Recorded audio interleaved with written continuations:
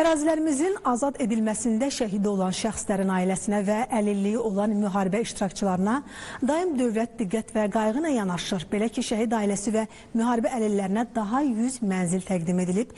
Mənzillər Bakının Hövsan qəsəbəsindəki yeni yaşayış kompleksində yerləşir. Qeyd edək ki, bu günə qədər bu kateqoriyadan olan şəxslərə 16 minə qədər mənzil təqdim edilib.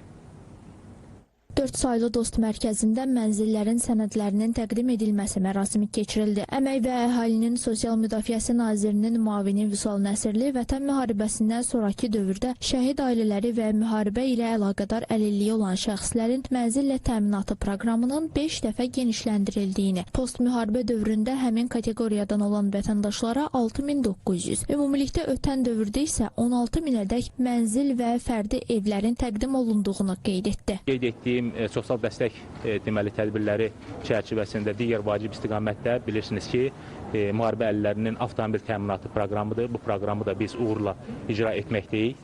2025-ci ilin yanvarın 1-nə olan növbədəki vətəndaşlarımızın hamısı avtomobillərlə təmin edilibdir. Beləliklə, post-müharibə dövründə 567, ötən dövr ərzində 7800 avtomobil müharibə əlillərinə və onlara bərabər tutulan şəxslərə təqdim edilibdir. Növbəti dövrdə də tibbi göstərişi olan və növbəyə yazılan bütün vətəndaşlarımız avtomobillərlə təmin ediləcəkdir. Şəhid ailələri və müharibə əlilləri onlar üçün yaradılan şəraitdən razılıqlarını bildirdilər. Bu mənzilin verilməsində əməyi keçən hər bir quruma təşəkkür edirəm. Çox hörmətlə, nəzakətlə qarşılanırdım. Hər dəfə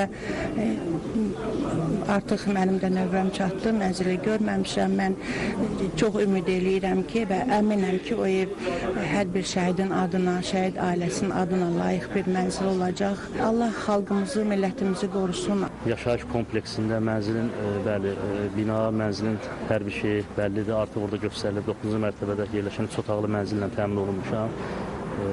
İnşallah ki, bundan sonraki necə deyirlər, sağ-salamat köçərik və ailə ilə, övladlarımızla o mənzildə xoşbəxt firavan yaşayarıq inşallah. Bu günlər şəhid qazi ailələrin mənzillə təmin olduqlarına görə hər birini təbrik edirəm.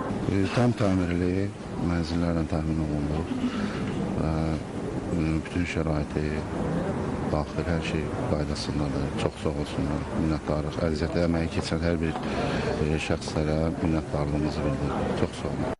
Qeyd edək ki, şəhid ailələri və müharibə ilə əlaqədar əlilliyi olan şəxslərin sosial təminatının gücləndirilməsi, sosial dəstək proqramları, reabilitasiya xidmətləri ilə əhatə olunmaları, məşğulluqlarının təminatı istiqamətlərində də müvafiq işlər aparılır.